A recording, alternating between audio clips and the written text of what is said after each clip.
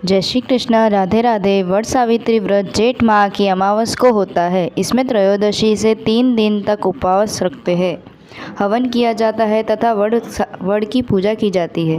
भीगे चने, कुमकुम, चावल, फूल, फल, दक्षिणा आदि चढ़ाकर कच्चा सूत वड़ को लपेटकर परिक्रमा की जाती है।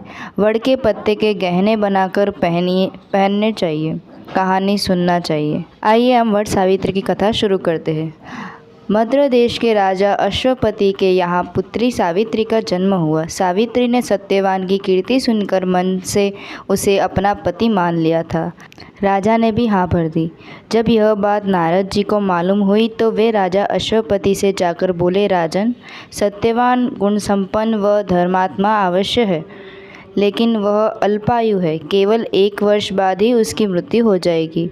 नारद जी की बात सुन राजा अश्वपति उदास हो गया। विचार करके सारी बात अपनी पुत्री सावित्री को कह सुनाई, पर सावित्री मानी नहीं। विवाह करवाना पड़ा। सावित्री ने नारद जी से सत्यवान की मृत्यु का समय मालूम कर दिया। सावित्री के सास ससुर नेत्रहीन थे। सावित्री ने ससुराल पहुँचते ही सास ससुर की सेवा करना शुरू कर दिया। उसने जब जाना कि पति की मृत्यु का समय नज़दीक है, तब सावित्री ने 3 दिन पूर्व ही उपवास शुरू कर दिए।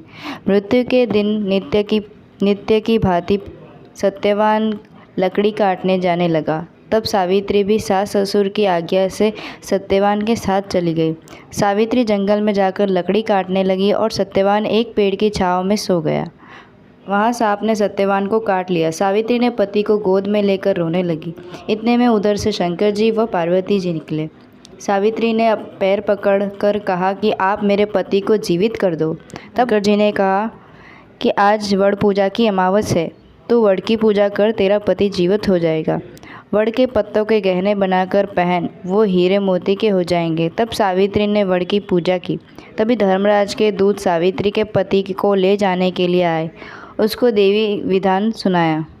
उसकी निष्ठा और पति प्रेम को देखकर उन्होंने सावित्री को वर मांगने को कहा। सावित्री बोली, मेरे सास ससुर वनवासी वह अंधे हैं, उन्हें आप ज्योति प्रदान करें। यमराज ने तथास्तु कहा और सावित्री से लौटने जाने को कहा।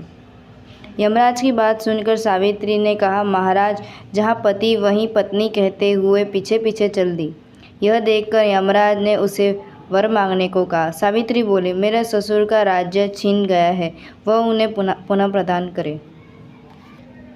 यमराज ने कहा, वर देकर सावित्री को लौट जाने के लिए कहा, परंतु सावित्री ने पीछा नहीं छोड़ा। तब यमराज ने तीसरा वर मांगने को कहा।